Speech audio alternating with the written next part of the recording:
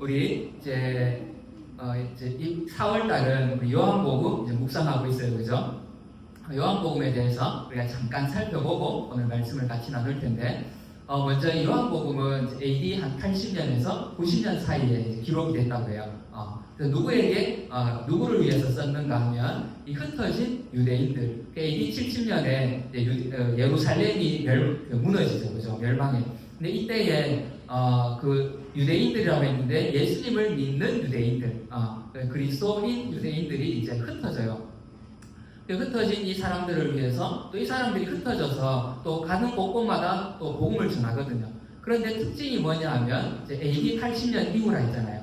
그러니까 이제 1세대들, 이 믿음의 1세대들이 이제 서서히 이제 죽고 사라지는 그때예요. 그리고 이제 예수님을 믿기는 믿지만 전해 들은 사람들인 거예요.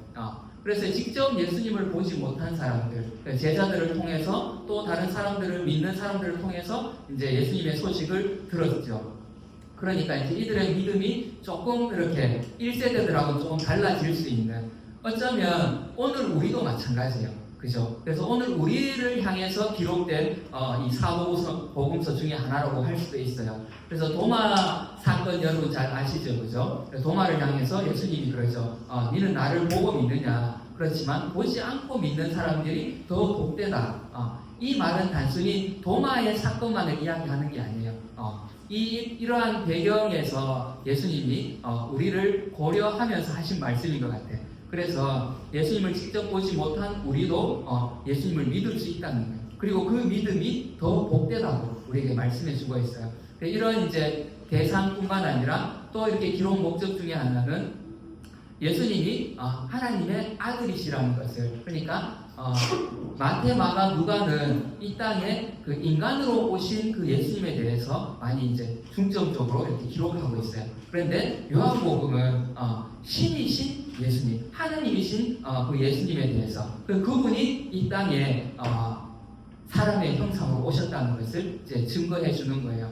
그리고 이 예수님을 믿음으로 우리가 구원을 받고 영생을 얻을 수 있다. 이것을 기록하고 있는데, 요한이 이렇게 또 기록한 것 중에 하나는 이 당시에 이미 이제 이단들이 있었어. 사실 이단이라고 하기보다는 신학적인 것이 정립이 안 되어 있었기 때문에 많은 의견들이 있었겠죠, 그죠? 그 중에 하나가 뭐냐 하면 이 영지주의자들, 그러니까 영은 거룩하고 육체는 진짜 무익한 타락한 그런 존재다. 그런데 어떻게 거룩하신 하나님이 인간의 몸을 입고 올 수 있느냐? 예수님은 잠시 그냥 그 형상만, 유령처럼 그렇게 형상만 이렇게 나타났다가 가셨다. 이렇게 주장하는 사람들이 있었어요.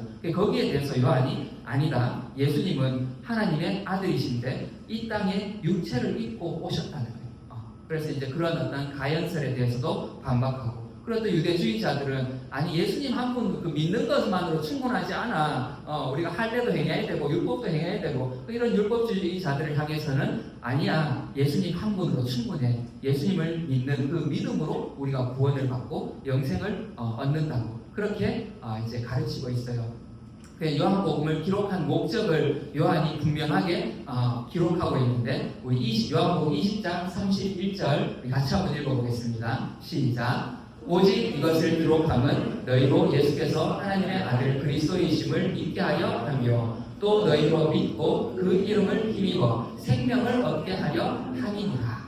이것을 기록한 목적이 이거라는 거예요. 그래서 여러분, 우리 지난 금요일에 통독하면서 봤죠? 요한복음에는 예수님의 기적의 사건들이 많이 있어요, 그죠? 오병이의 사건도 나오고 물이 포도주가 되기도 하고, 그래서 이 요한복음을 읽으면서 와, 신기하네, 예수님 능력이 많네, 여기서 그치면 안 되는 거예요. 이것을 보고 뭘 얻어야 돼요?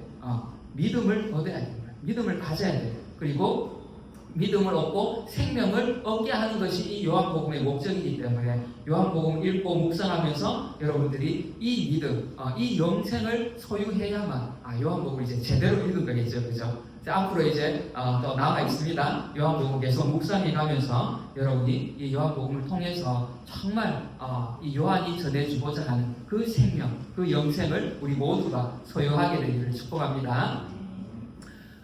이 세례 요한, 이제 이 영상에서 보았던 이제 이 세례 요한이 바로 이 예수님이 누군가를 이제 증언하기 시작해요, 그죠?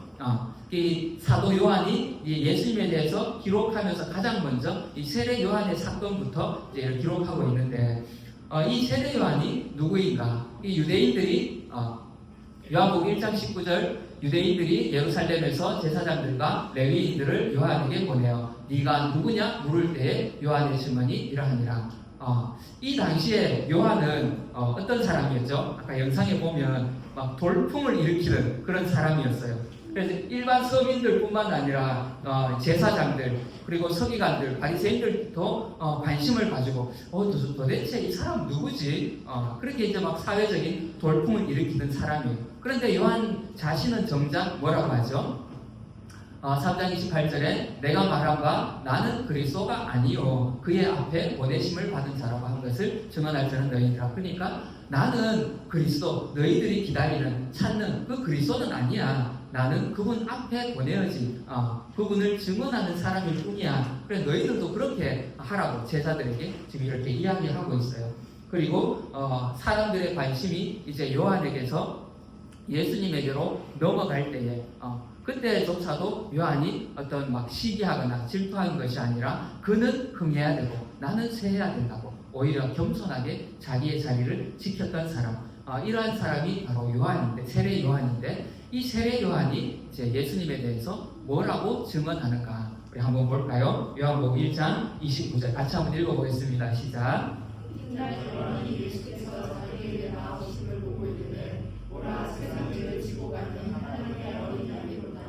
아멘. 그리고 1장 36절에도 예수께서 그리심을 보고 말하되 보라 하나님의 어린 양이로다.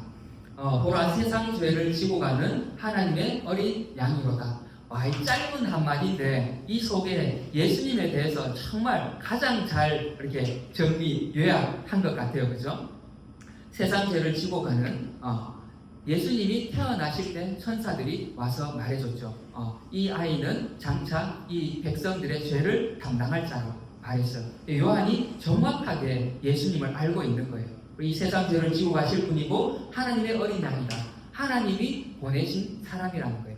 그러니까 그 당시에 사람들이 수근수근했던 것 중에 하나가 이 예수님이 좀 특별하기는 하지만 그냥 이 인간들 중에 조금 똑똑하고 조금 능력이 있을 뿐이지 그냥 사람일 뿐이야. 그런데 요한이 분명하게 말해주는 거야. 아니야, 이분은 하나님이 보내신 하나님의 어린 양이다. 그리고 이 어린 양은 우리는 어린 양이라 그러면 별 감흥이 없어요.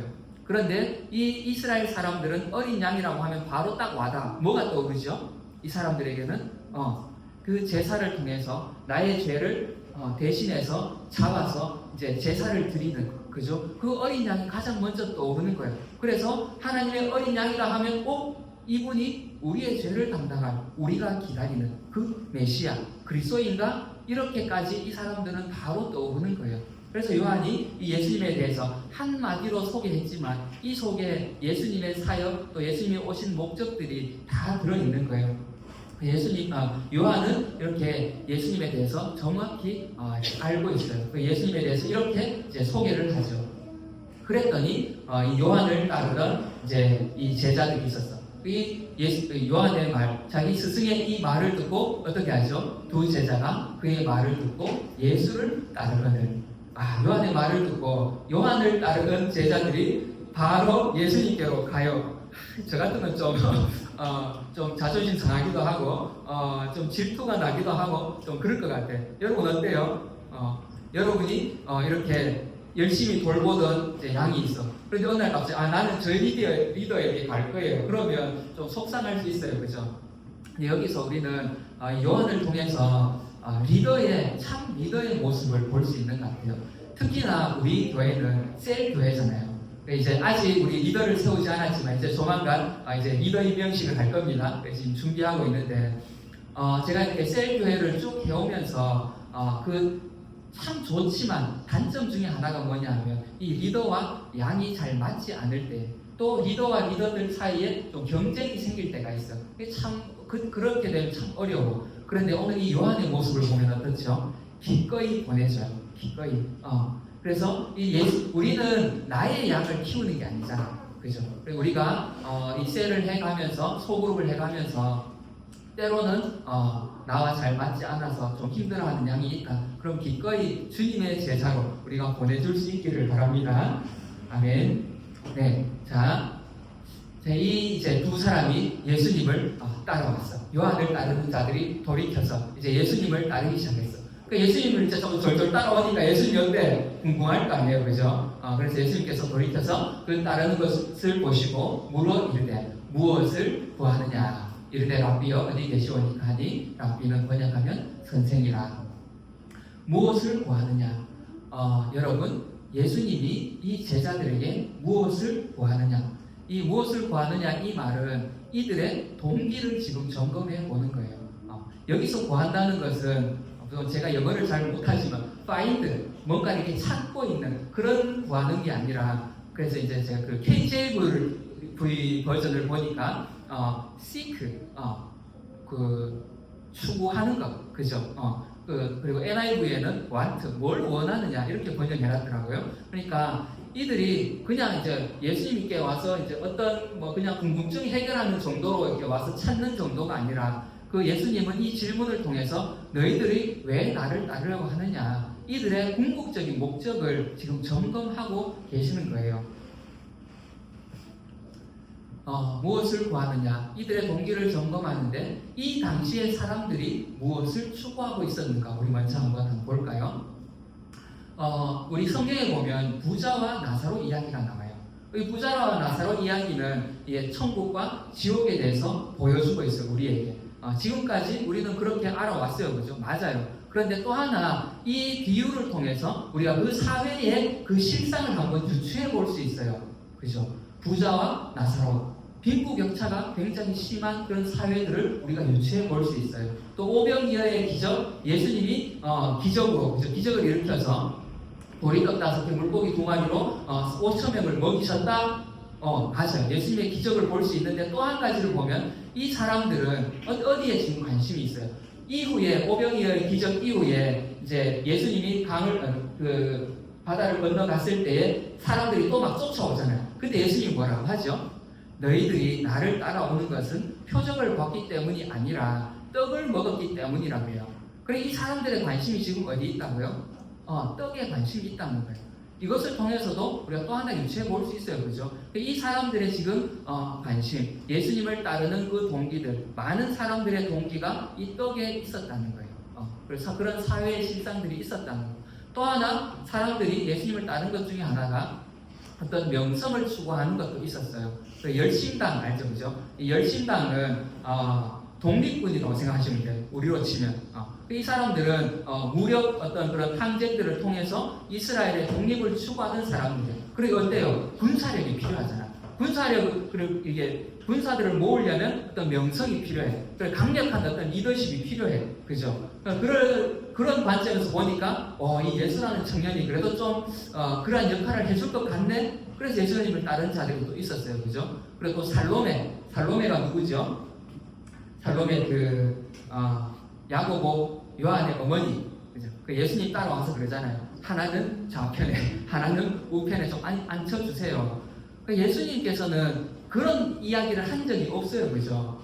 그럼에도 불구하고 이 사람들이 예수님에게 기대했던 게 그런 거예요. 이제 왕이 되시면 우리의 그 명성을 얻으시면 그 명성을 우리에게 좀 나눠주세요. 그리고 어떤 지적인 욕구들을 추구하는 사람들도 있었어요. 우리 사도행전 이제 우리 큐티 할 때 봤잖아요. 그죠? 그 아덴 사람들. 이 사람들은 이 지적인 관심이 많았어. 그래서 또 다른 이제 이 예수님의 소식에 대해서 복음에 대해서 마음이 열려 있는 것도 있었지만 어쨌든 이 시대의 사람들 관심 속에 이 아덴 사람들을 향해서 바울이 누가가 뭐라고 쓰죠? 이 사람들은 하루 종일 새로운 지식을 연구하는 것 외에는 시간을 보내지 않더라.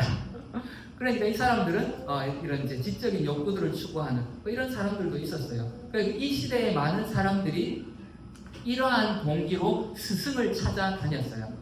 가서 이제 좀 새로운 지식들을 좀 배우고 거기서 이제 언변 그리고 이제 이렇게 말을 잘해서 사람들로부터 명성도 좀 얻고 그런 동기들이 있었다는 거예요. 그래서 이제 예수님의 이 질문 가운데에는 무엇을 구하느냐? 너희들이 정말로 나를 따르는 이유가 뭐냐? 이 시대에 많은 사람들이 이런 것들을 추구하고 있는데 너희는 진짜로 나라는 이 예수 그리스도 메시아를 따르기를 원하는가? 이것을 이제 스스로 점검하도록 이렇게 이제 질문을 던지고 있어요. 자, 그러면 여러분에게도 오늘 주님께서 이 질문을 던지고 계십니다. 무엇을 구하느냐? 우리는 무엇을 원해서 예수님을 따르고 있는가? 마음의 안정을 찾아서 오는 사람들도 있어요.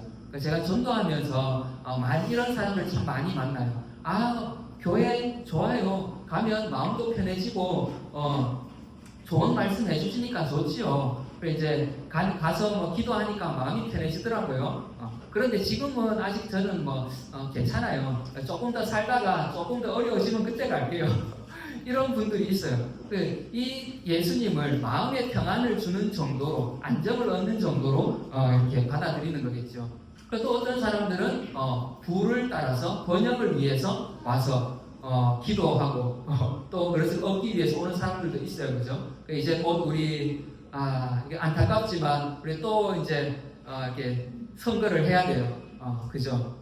이제 새로운 대통령을 뽑아야 되는데, 그러면 이때 되면, 선거철 되면 꼭 이렇게 큰 교회를 찾아가는 우리 정치인들 많이 있어요. 그죠? 표를 위해서, 부를 위해서, 혹은 번영을 위해서 이렇게 어떤 목적을 가지고 또 따르기도 해요. 또 어떤 사람들은 어떤 도덕성을 추구해 가면서 그래도 기독교가 참 도덕적인 종교더라. 그래 조금 그래도 깨끗하게 살아가더라. 나도 좀 착하게 살아보자. 교회 가면 착한 사람들 많잖아요. 이런 사람들이 있어요. 그죠? 또 때로는 많은 사람들이 교회에 머물러 있는 이유, 혹은 이단에 가 있는 이유가 뭐냐면 이 소속감 때문에.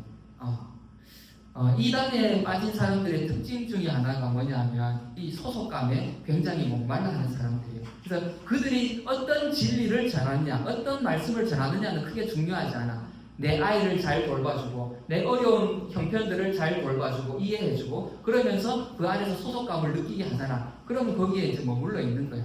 진리의 말씀을 전해도 잘 안 들어가. 왜냐하면 이 소속감이 주는 힘이 더 크거든요. 우리가 이런 것들 참 주의해야 돼요. 그러니까 여러분도 마찬가지. 내가 이 하나님의 진리 가운데 바로 서 있지 않으면 소속감을 따라서 교회를 다니게 될 수도 있어요. 그래서 우리가 소속감이 아니라 진짜 진리 가운데 거할 수 있기를 바랍니다. 이러한 것들이 다 무의미하냐? 아니에요. 예수님을 따라갈 때 이 모든 것들도 우리 안에 같이 주어져요. 그런데 이게 주가 되면 안 된다는 거죠. 어쨌든 주님이 우리에게 물으실 때, 무엇을 구하느냐 물으실 때 우리는 한 번쯤 나의 동기를, 내 마음을 점검해 볼 수 있어야 돼요. 자, 제자들의 대답을 보기 이전에, 무엇을 구하느냐 물을 때 제자들이 대답을 하죠. 근데 그 이전에 이 두 사람이, 요한을 따르던 사람들이 어디에서부터 예수님을 따르기로 결정했는가, 그것을 한번 볼게요. 예수께서 건의심을 보고 말하되, 보라, 하나님의 어린 양이로다. 두 제자가 그의 말을 듣고 예수를 따르거늘. 그러니까 스승이 보라, 하나님의 어린 양이라 하니까 그 말을 듣고 이제 그때부터 예수님을 따라간 거예요. 이때에 요한이 어땠다고요? 진짜 이게 파란을 일으키는 그런 사람이었어요. 이 제자들이 만약에 명성을 추구했다면 그냥 요한을 계속 따라갔겠죠. 그죠? 아직 이름 없는 이 청년 예수, 따라갈 필요가 없어요. 그런데 이들은 하나님의 어린 양이다 이 말을 딱 듣고, 스승을 떠나서 가요. 이들에게는 이 영적인 갈급함이 있었다는 거예요. 이 제자들뿐만 아니라 이 시대의 많은 이 유대인들은, 성경에 예언되어 있는 그 메시아를 기다리고 있었어요. 그리고 이 두 제자는 바로 그 영적인 갈급함을 가지고 이 한마디를 딱 듣고 우리가 기다리는 그 메시아란 말이지? 지금까지 나는 이 스승에게 배웠는데 이분은 스스로 자기가 메시아가 아니라고 말씀하셨어. 그러니까 이분이 메시아라고 하니까 기꺼이 이 예수님을 자기의 어떤 명성이라든지 지금까지 함께 해왔던 것들을 과감히 내려놓고 이제 예수님을 따라가게 돼요. 자, 그리고 이 이제 제자들이 예수님을 따라와서 예수님이 무엇을 구하느냐 물을 때 뭐라고 대답하죠? 우리 같이 한번 읽어볼게요. 시작. 아멘. 랍비여 어디 계시오니까? 이 질문은요, 예수님의 숙소를 묻고 있는 게 아니에요, 그죠? 물어보고 예수님이 호텔에 거한다 그러시면 가서 보고, 야, 좋네, 같이 해야지. 움막집이야. 이거 움막집이라고 하면 같이 안 해야지. 이런 숙소를 물어보는 게 아니에요, 그죠? 랍비여 어디 계십니까? 이 말은 선생님, 내가 같이 함께 하고 싶습니다.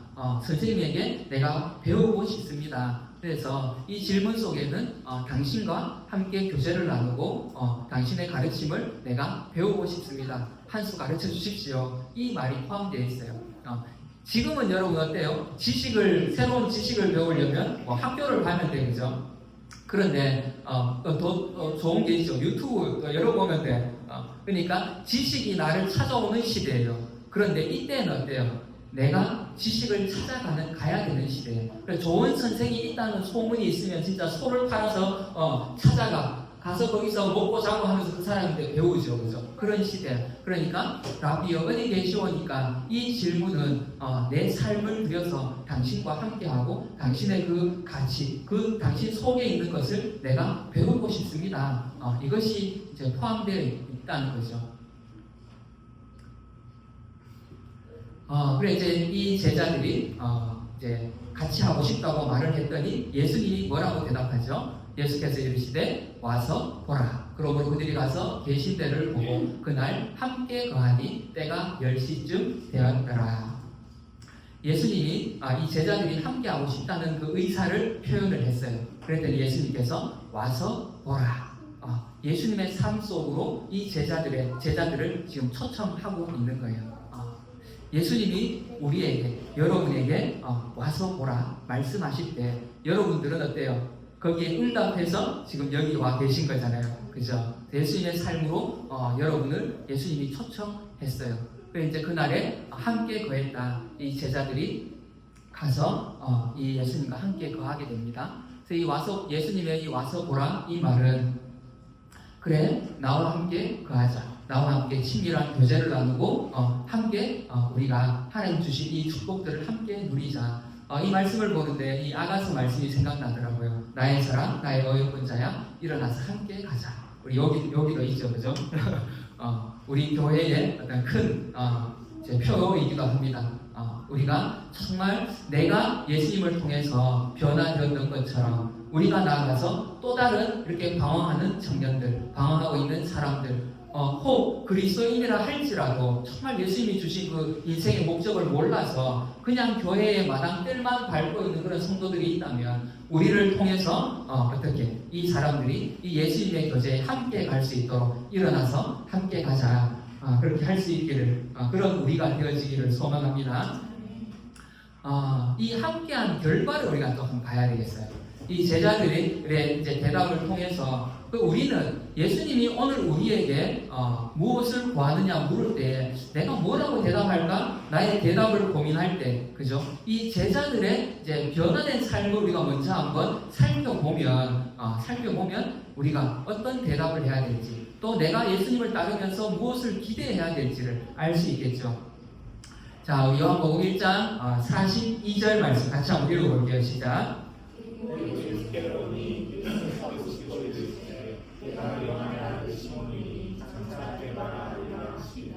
그리고 우리 46절도 같이 한번 읽어보겠습니다. 시작.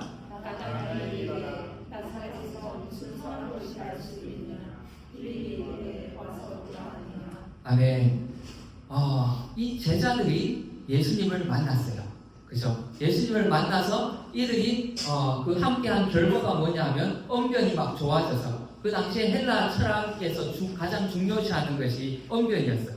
그래서 사람들이 이제 이 말 잘하는 방법을 가르치고 그것을 잘 가르치는 사람이 이 유명한 스승인 거예요. 예수님을 따라다니면서 이 사람들이 언변이 좋아지고 사람들로부터 어떤 명성을 얻게 되었는가? 아니에요. 지식이 더 많아졌는가? 그것도 아니에요. 이 사람들의 모습을 보니까 뭐예요? 그러한 어떤 이야기는 나오지 않는데 이 사람들이 기뻐서 자세한 이야기는 나오지 않는데 이 사람들이 기뻐서 뭐라고 해요? 데리고 예수께로 오니 사람들에게 가서 베드로 형님 내가 그리스도를 만났는데 좀 와서 보세요. 그리고 빌립도 나다나엘에게 막 찾아가가지고 뭐라고 해요? 봐봐 내가 만난 이 사람이 그리스도가 아닌가 와서 보라고. 이 사람들의 모습을 보니까 어때요? 예수님을 만나고 예수님을 따르고 함께 거한 그 결과가 그 변화되는 모습이 예수님을 전하는 사람의 모습으로 바뀌었어요.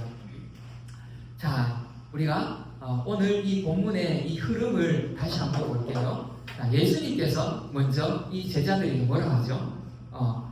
이 요한을 따르는 자들이 와가지고 어디 계십니까 하니까 예수님께서 와서 보라고요. 와서 보라. 와서 보라 했는데 뭘 보여줬을까? 예수님이 와서 보라 했는데 뭘 보여줄 게 있어야 될 거 아니에요. 그 거하시는 웅박집을 보여주신 건 아닐 거예요, 그죠? 그래서 1장 51절에 보니까 너희에게 이르노니 하늘이 열리고 하나님의 사자들이 인자 위에 오르락 내리락 하는 것을 보리라. 예수님께서 와서 보라 할 때 따라하던 그 제자들은 뭘 봤어요? 가서 웅박집을 본 게 아니라 누추한 그 삶을 본 것이 아니라 천국이 열리는, 하늘이 열리는 것을 이 제자들이 본 거예요. 예수님을 따라와서 보라 해서 가서 봤더니 천국을 보게 되었어요. 그리고 예수님이 와서 보라 했을 때 왔던 그 제자 중에 안드레, 이 안드레는 또 뭐라 하죠? 자기의 형제 베드로에게 가서 또 똑같이 와보라고 해요. 와보라고. 데리고 왔다 이 말은 데리고 올 때 와보라고 말했겠죠. 그죠? 성경에 기록되어 있지 않지만 와서 보라 해. 와서 뭘 보여줬어요? 예수님을 보여줬어요. 예수님을 보여줬어요. 이 메시아를 보여서. 그리고 또 예수님을 만났던 빌립도 뭐라고 하죠? 와서 보라. 나다나엘이 가서 와서 보라. 그리고 와서 뭘 보여줘? 메시아를 보여줘. 우리가 선생을 만나서 지금 우리 잘 먹고 잘 살고 있어. 니도 와서 봐봐. 그걸 보여주려는 게 아니라 바로 예수 그리스도, 우리의 구원자 되신 그 예수님을 보여주었어요. 그래서 여러분들, 내가 예수님을 따르면서 예수님을 믿으면서 나는 무엇을 구하는가? 또 나는 무엇을, 예수님 안에서 내가 무엇을 기대하는가? 이것을 우리가 살펴볼 때 많은 것을 얻을 수 있어요. 그죠? 우리가 예수님을 따르고 성경을 읽으면서 이 속에서 어떤 가정에 대한 지혜를 얻을 수 있고, 사업에 대한 지혜를 얻을 수도 있고, 역사에 대한 통찰을 얻을 수도 있고, 많은 어떤 것들을 얻을 것들이 많이 있어요. 그죠? 그런데 그 중에서 정말 오늘 이 말씀 가운데 예수님이 원하시는 것, 그리고 우리가 정말 구해야 되는 게 뭔가, 바로 우리는 예수님 자체를 구해야 된다는 거예요. 이 제자들이 예수님을 따르면서 어떤 이제 지식이라든지 언변이라든지 그걸 구하는 게 아니라 그냥 함께 거하는 거예요. 함께 거하고 함께 먹고 마시면서 예수님의 그 가르침을 받고 순종하고, 그렇게 하면 우리가 예수님을 따르고 있으면 어떻게 한다고? 나머지는 우리 같이 한번 읽어볼게요. 마태복음 6장 33절 시작.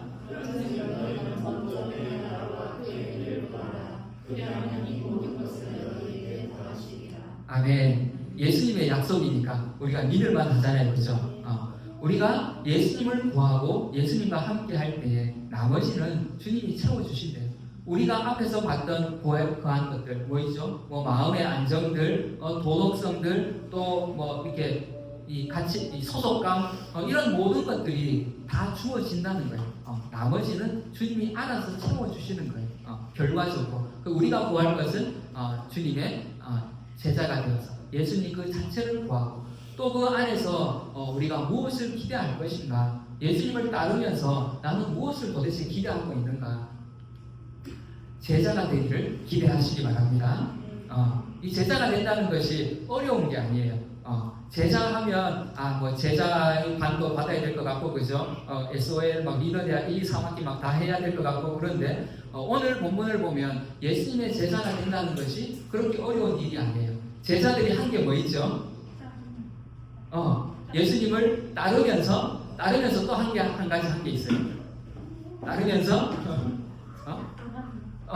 가서 와서 보라, 이 한마디 했어요. 예수님의 제자 되기 너무 쉽지 않습니까? 우리 같이 한번 해볼까요? 와서 보라. 아멘. 우리 요한복음 14장 12절 말씀 우리 같이 한번 읽어보겠습니다. 시작. 내가 진실로 진실로 너희에게 이르노니 나를 믿는 자는 내가 하는 일을 그도 할 것이요 또한 그보다 큰 일도 하리니 이는 내가 아버지께로 가니라. 아멘. 여러분, 예수님의 제자가 된다는 것은 예수님보다 더 큰 일을 하게 된다는 거예요. 제 말이 아니라 예수님께서 이렇게 약속해 주셨어요. 여러분들이 오늘 예수님이 여러분에게 오셔서 물으신다면 무엇을 구하느냐 물으실 때 여러분들이 정말로 내가 왜 예수님을 지금 따르고 있지? 또 이 개척교회에 와가지고 그죠? 뭐 얻을 게 있다고 여기 와서 내가 이렇게 섬기고 있지? 어제 이제 라온이랑 이제 노는데 라온이가 그러더라고요. 갑자기 아빠 나 일반교회 가고 싶어. 나 여기 싫어. 그러니까 왜? 그러니까 거기 가면 뭐도 있고 뭐도 있고 뭐도 있고 뭐도 해주고 뭐도 해주고 저도 참 부모로서는 참 마음이 아프더라고요. 저도 큰 교회 가서 그냥 부교역자로 섬기면서 우리 애들 잘 갖춰진 부서에 교육 잘 받게 하고 싶은 그런 마음이 때로는 들 때도 있어요. 그런데 이 말씀을 준비하면서 정말 이렇게 라온이 말을 들으면서 다시 한번 주님이 저에게 물으시더라고요. 너는 이 개척교회를 통해서 무엇을 구하냐고. 그래서 제 안에 한 가지 확신이 있어요. 무엇을 구하는가? 예수님을 구하라고 했잖아요. 그런데 이 교회에 여기에 바로 예수님이 계시다는 것. 저는 그 확신이 있습니다. 왜냐하면 예수님이 약속하셨거든요. 내 이름으로 두세 사람이 모인 곳에는 나도 그들 중에 함께 있겠다고 약속하셨잖아요. 그러면 틀림없이 여기에 예수님이 계시는 거예요. 그러면 우리는 어떻게 해요? 여기에 와서 예수님과 함께 거하면 되는 거예요. 함께 거하고 따르고 그리고 그분의 말씀들을 배우고 순종하면서 우리가 제자가 되어가는 거예요. 그리고 우리가 한 가지 해야 될 것이 뭐있죠? 와서 보라.